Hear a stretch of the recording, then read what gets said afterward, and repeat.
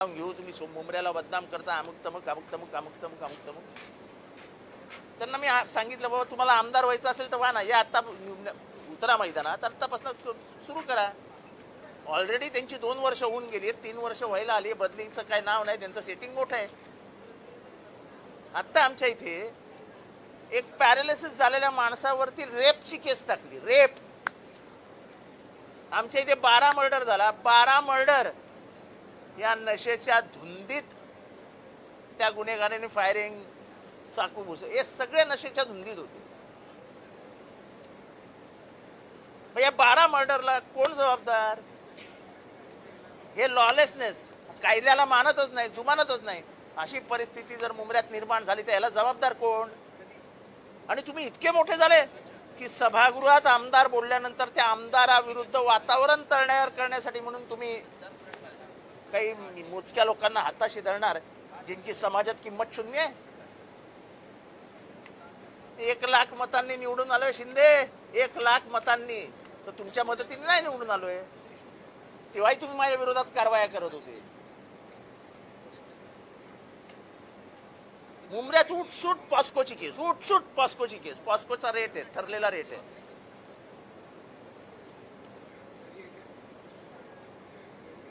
Passport certificate ठरलेला rate आहे. आम्ही कधीही बोललो नाही. पण आता तुम्ही माझ्या विचार स्वातंत्र्यावरती, मी विधानसभेत काय बोलायचं ते तुम्ही तिथे बसून मॅन्युप्युलेट करणार असेल तर मी इतका काय येडा दूधकुळा नाही.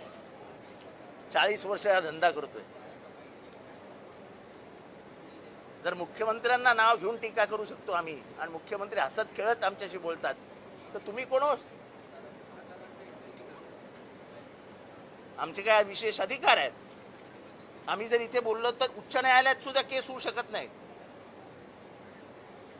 आम्हाला प्रोटेक्शन ऑफ द हाऊस आहे. हे सगळं माहिती, म्हणजे माहिती नसेलच त्यांना.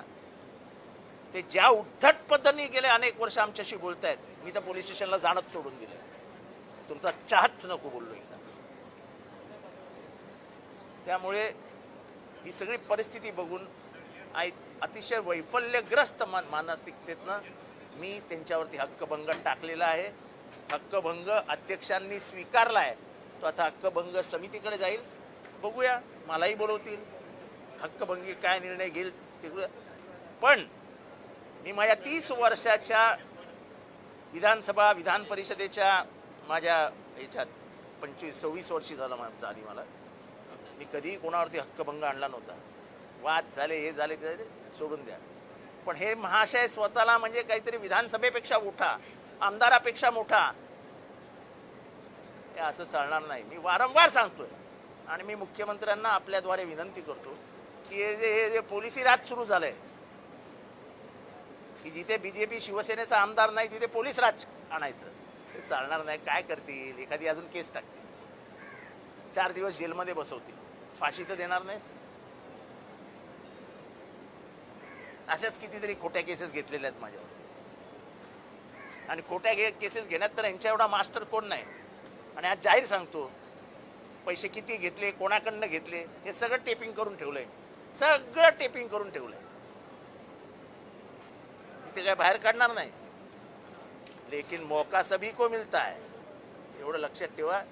हक्कभंग आणलेला आहे, हक्कभंग स्वीकारलेला आहे. मी माननीय अध्यक्षांचे, ज्यांनी स्वतःहून सदस्यांचे हक्क आणि अधिकार अबाधित राहिले पाहिजे ती भूमिका घेतली, त्याबद्दल त्यांचे मनापासून आभार.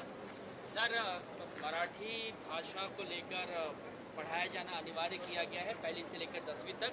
अगर कोई स्कूल नहीं मानता है तो उस पर कार्रवाई की जाएगी, मान्यता रद्द कर दिया जाएगा. देखो, मातृभाषा ये तो आने की बात ही है, वो आनी ही चाहिए. आप मराठी, बिना मराठी पढ़े लिखे आप महाराष्ट्र में जिंदा भी नहीं रह सकते.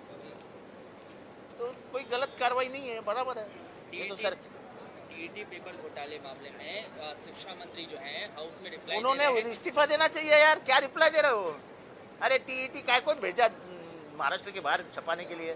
क्यों आपका रिश्तेदार था क्या कोई बाहर? बोल रहे जरूरत पड़ने पर मकोका लगाया जाएगा. अरे छोड़ो यार, मकोका नहीं. इन लोग एनसी भी नहीं करेंगे. एनसी क्या बात करते हैं इन लोग? ये सिर्फ माहौल है, अधिवेशन चालू है तो ठीक है.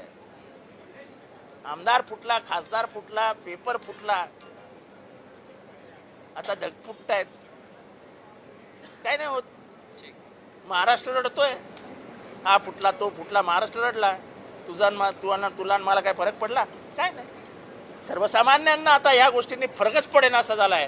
त्यामुळे सरकार मुजोर होतोय आणि सत्तेचा माज दिसतोय. महाराष्ट्राला आपल्या म्हणजे नागरिकांच्या नकारात्मक भूमिकेमुळे सरकार मस्त मस्त मस्त मध्ये मस्त राम बस्ती में आग लगे, बस्ती में आग लग चुकी है, मस्त राम बस्ती में. Thank you sir.